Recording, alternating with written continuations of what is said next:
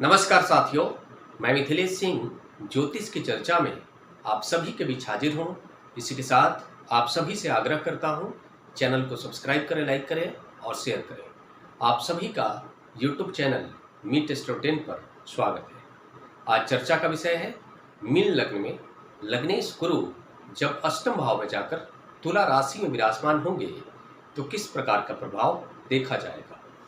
इस संयोग के साथ गुरु का प्रभाव किस प्रकार का रहने वाला है, आज हम लोग विस्तार से समझने का प्रयास करेंगे। आप सभी के सामने ये मीन लग्न का चार्ट बना हुआ है। इसको हम लोग पहला भाव कहते हैं या लग्न भाव भी कहते हैं। इस भाव में 12 नंबर लिखा हुआ है। 12 नंबर राशि मीन राशि होती है, इसलिए माना जाएगा यह जो लग्न चार्ट है मीन लग्न का चार्ट है। आप सभी यह भी जानते हैं मीन लग्न के चार्ट में गुरु लग्नेश होते हैं, मीन राशि के स्वामी ग्रह एवं धनु राशि के स्वामी ग्रह गुरु होते हैं। इसलिए इस लग्न चार्ट में लग्नेश भी गुरु हैं एवं कर्मेश भी गुरु है। कर्म भाव में 9 नंबर राशि बन रही है। लग्नेश एवं कर्मेश होकर गुरु अष्टम भाव में जाकर जहाँ पर 7 नंबर लिखा आ रहा है, यहाँ पर गुरु विराजमान है और यह हम लोग के सामने संयोग है। इस संयोग में गुरु का प्रभाव किस प्रकार का रहेगा, यह हम लोग समझने का प्रयास करेंगे। सामान्य तौर पर आप सभी जानते हैं मीन राशि जल तत्व राशि के अंतर्गत आती है। सामान्य तौर पर मीन लग्न का जो जातक होता है गुण ज्ञानी होता है, गुरु की तरह ज्ञान रखने वाला होता है, ज्ञान के प्रति आकर्षित रहता है, ज्ञान को सीखने का प्रयास करने वाला भी होता है। ऐसा जो जातक होता है हम यह भी कहेंगे बहुत ही संवेदनशील होता है, भावुक होता है, इमोशनल होता है, दयालु होता है और समाज के लिए विशेष हितकर होता है, यह भी कहेंगे। ऐसा जो जातक होता है दूसरे के दुख से दुख होने वाला भी होता है। मीन लग्न का जो जातक होता है गुरु उसके लग्नेश होते हैं, इसलिए ऐसा जो जातक होता है धार्मिक प्रवृत्ति का भी होता है, धार्मिक क्षेत्रों में रुचि रखने वाला भी होता है। साथ में मीन लग्न के चार्ट में गुरु कर्म भाव के भी स्वामी ग्रह होते हैं, कर्मेश भी गुरु ही होते हैं।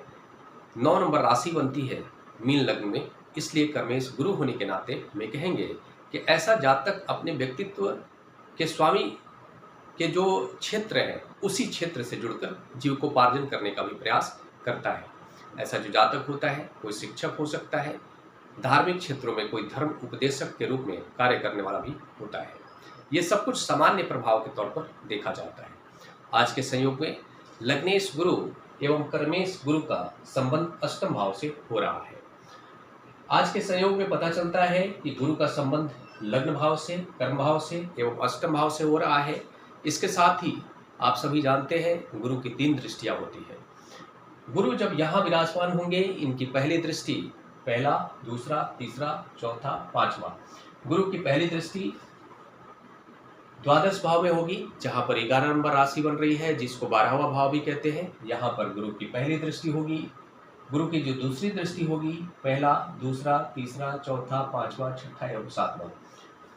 गुरु की दूसरी दृष्टि धन भाव में जिसको हम द्वितीय भाव भी कहते हैं यहाँ पर होगी एवं गुरु की तीसरी दृष्टि पहला, दूसरा, तीसरा, चौथा, 5वां, 6ठा, 7वां, 8वां एवं 9वां।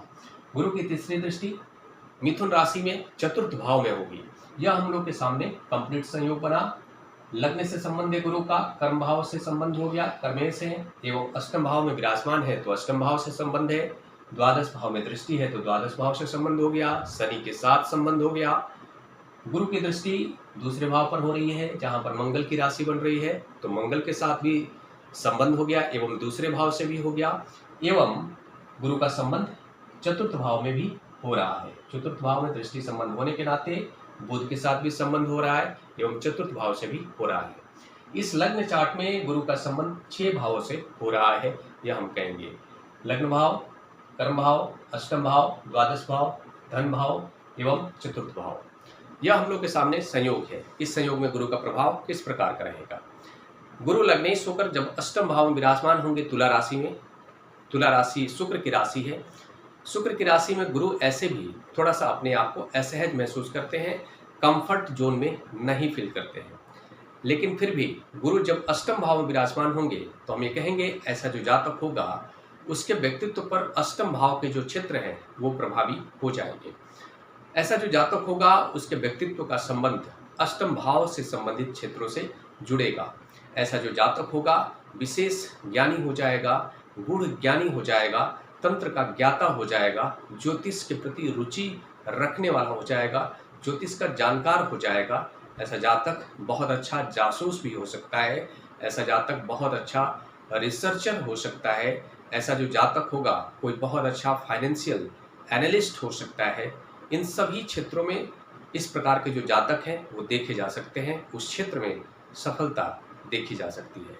ओवरऑल हमें कहेंगे कि गुरु जब अष्टम भाव में विराजमान होंगे लग्नेश होकर, तो हमें यह भी पता चलता है कि ऐसा जो जातक होगा उसे खासकर डाइजेशन से संबंधित जो समस्या होती है उसको लेकर सावधान रहना चाहिए, क्योंकि गुरु यहाँ पर अपनी शत्रु राशि में जाकर तुला राशि में विराजमान है और लग्नेश है। लग्नेश व्यक्ति का पर्सनालिटी होता है, व्यक्ति का शरीर होता है।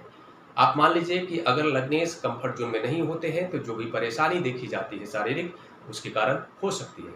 इसलिए ऐसे जातक को खासकर डाइजेशन से संबंधित समस्याओं को लेकर सावधान रहना चाहिए। इसके साथ ही हम ये कहेंगे कि यहाँ पर कर्मेश भी गुरु हैं। कर्मेश गुरु हैं और अपने से द्वादश भाव में जाकर, माफ कीजिएगा एकादश भाव में जाकर, पहला, दूसरा, तीसरा, चौथा, पांचवा, छठा, सातवां, आठवां, नौवां, दसवां एवं ग्रह हुआ। अगर कर्मेश कर्म भाव से हम काउंट करेंगे तो ये यहाँ पर एकादश भाव बनेगा। अपने से एकादश भाव में जाकर गुरु कर्मेश होकर विराजमान है। इस बात से पता चलता है कि ऐसा जो जातक होगा वो इन्हीं क्षेत्रों में कार्य करेगा। उसका जो व्यक्तित्व है, उसका जो जीविकोपार्जन का क्षेत्र है वो इन्हीं क्षेत्रों में जुड़ेगा, अष्टम भाव से संबंधित क्षेत्रों से जुड़ेगा। ऐसा जातक ज्योतिष हो सकता है, ऐसा जातक फिलोसफर हो सकता है, ऐसा जातक धर्म उपदेशक हो सकता है, ऐसा जातक कोई फाइनेंशियल एनालिस्ट हो सकता है, ऐसा जातक कोई जासूस भी हो सकता है, साथ में ऐसा जातक बैंकिंग क्षेत्रों से जुड़कर कार्य करने वाला भी हो सकता है। लेकिन यहाँ पर हम देखेंगे कि बहुत हद तक संभावना है कि स्पिरिचुअल क्षेत्रों से जुड़ा हुआ ही उसका कोई कार्य होगा। कोई फिलोसफर हो सकता है, कोई शिक्षक हो सकता है, ऐसा जातक कोई ज्योतिषी हो सकता है। इन सभी क्षेत्रों में जातक विशेषकर देखा जाएगा। यहाँ पर यह भी कहेंगे कि यहाँ पर कर्मेश का संबंध अपने से एकादश भाव में जाकर जुड़ना बताता है कि जातक अगर अष्टम भाव से जुड़े क्षेत्रों पर कार्य करेगा तो लाभ भी हासिल करेगा। और गुरु जब यहाँ विराजमान होंगे, गुरु का दृष्टि संबंध पहला द्वादश भाव से होना यह भी बताता है कि ऐसा जातक अपने जन्म स्थान से दूर जाकर कार्य करेगा। विदेश जाने के प्रति आकर्षण देखा जाएगा। ऐसा जो जातक होगा थोड़ा खर्चीले स्वभाव वाला भी रहेगा, यह भी कहेंगे। साथ में ऐसा जो जातक होगा उसको धन को जमा करने में थोड़ी तकलीफ का सामना करना पड़ेगा, क्योंकि वो खर्चीले स्वभाव का हो जाएगा इस कारण से। और गुरु की जो दूसरी दृष्टि है दूसरे भाव पर हो रही है। दूसरे भाव पर गुरु का यह दृष्टि संबंध बताता है मंगल के साथ संबंध, धन भाव से संबंध बताता है कि ऐसा जो जातक होगा उसकी वाणी बहुत ही विशेष होगी, प्रभावी होगी। अपनी वाणी से किसी को भी अपनी तरफ आकर्षित करने में सक्षम होगा। बड़े परिवार का सदस्य होगा। साथ में यह भी पता चलता है कि ऐसा जो जातक होगा नैतिक तरीके से अगर धन को अर्जित करने का प्रयास करेगा उसमें वो सफल होगा। अगर थोड़ा सा भी अनैतिक जाने का प्रयास करेगा वो धन उसके पास नहीं टिकेगा। साथ में यह भी पता चलता है कि गुरु लग्नेश होकर दूसरे भाव से दृष्टि संबंध बना रहे हैं। इस बात से यह भी पता चलता है कि ऐसा जो जातक होगा दिन रात धन को प्राप्त करने के बारे में सोचता रहेगा, उसके व्यक्तित्व से धन जुड़ जाएगा, यह भी कहेंगे। साथ में लग्नेश का अष्टम भाव में होना, गुरु होकर साथ में दूसरे भाव पर दृष्टि संबंध बनाना, यह भी बताता है कि ऐसा जो जातक होगा उसे सडन लाभ की स्थिति भी देखी जा सकती है। उसे लॉटरी से, सट्टे से अचानक धन की प्राप्ति हो सकती है। इसके साथ में यह भी पता चलता है कि ऐसा जो जातक होगा उसके परिवार में कोई ऐसा व्यक्ति होगा जिसके कोई संतान नहीं होंगे और उसे वो अपना धन दे दे।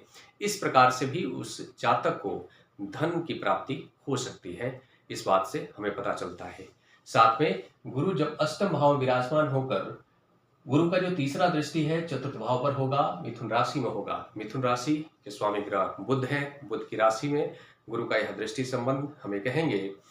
इस बात से पता चलता है कि ऐसा जो जातक होगा जीवन में जो भी धन को अर्जित करेगा उस धन का खर्च वो चतुर्थ भाव से संबंधित क्षेत्रों पर करेगा। साथ में उसके व्यक्तित्व में इस प्रकार के भाव होंगे कि अगर धन आएगा तो मैं बड़ा घर बनाऊंगा और वो उसमें सफल भी होगा, बड़ी गाड़ी खरीदूंगा। इस प्रकार की जो मानसिकता है, इस प्रकार की जो भी इच्छा है, वो सब उसकी पूरी होगी, यह भी कहेंगे।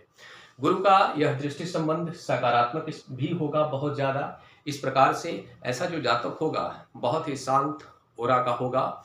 उसके घर में जाते ही जो भी परिस्थितियाँ असामान्य होगी, अशांति की स्थिति होगी, उसको वो शांति में बदलने में सक्षम होगा। हमें कहेंगे कि ऐसा जो जातक होगा उसके घर के अंदर शांति का माहौल रहेगा। गुरु का यह दृष्टि संबंध चतुर्थ भाव पर मिथुन राशि में यह भी बताता है कि ऐसा जो जातक होगा, यह दृष्टि संबंध के कारण जातक की जो माता होंगी उनके स्वास्थ्य पर भी सकारात्मक परिणाम देखने को मिलेगा। ऐसा जो जातक होगा उसकी जो माता होंगी, उनकी जो माता होंगी, उन माता के साथ में जातक का जो संबंध होगा सकारात्मक होगा, बहुत अच्छा होगा, यह भी कहेंगे। ऐसा जातक अपनी माता से विशेष लगाव रखने वाला होगा। सामान्य तौर पर ऐसे भी जो मीन लग्न का जातक होता है थोड़ा संवेदनशील तो होता ही है। चंद्रमा हमें कह सकते हैं कि जल तत्व राशि होती है, इसलिए ऑटोमेटिक रूप से जो मीन लग्न का जो जातक होता है अपनी माता से विशेष स्नेह रखता है, अपने जन्म स्थान से विशेष स्नेह रखता है। लेकिन आज के संयोग में वो सारी परिस्थितियां डबल हो जाएंगी, ज़्यादा अटैच हो जाएगा जातक अपनी माता से, यह भी कहेंगे। और हम ये कहेंगे कि यह जो संयोग है बहुत अच्छा है। थोड़ा सा ऐसे जातक को स्वास्थ्य को लेकर सावधान रहना चाहिए। और कुछ खास उपाय बता देता हूँ। गुरु अगर इस भाव में है तो प्रोफेशनल लाइफ को लेकर बहुत सारे फायदे उसके व्यक्तित्व में देखने को मिलेगा, उसके लाइफ में देखने को मिलेगा। बस जातक को थोड़ा हेल्थ को लेकर के बहुत ज़्यादा सावधान रहना चाहिए। इसके लिए उसे मतलब कोई भी ऐसा खासकर हमें कहेंगे कि ऐसे जातक को लीवर से संबंधित परेशानी को लेकर, डाइजेशन से संबंधित परेशानी को लेकर सावधान रहने चाहिए। और इसके लिए उसे क्या करना है, गुरु के बीज मंत्र का जाप करना है। ओम ग्राम ग्रीम ग्रम शाह गुरुवे नमः, इस मंत्र का जाप करना चाहिए। गुरुवार के दिन से शुरू करना चाहिए और पीला वस्त्र गुरुवार के दिन धारण करना चाहिए। ऐसा अगर वो निरंतर करता है तो गुरु का जो प्रभाव है विशेष हो जाएगा। कंफर्ट जोन में गुरु अपने आप को महसूस करने लगेंगे। गुरु का आशीर्वाद जातक के व्यक्तित्व पर आ जाएगा। और साथ में एक और बात कहना चाहूँगा कि ये जो भी प्रभाव बताया गया है ये सामान्य प्रभाव के तौर पर आप सभी के बीच बताया गया है।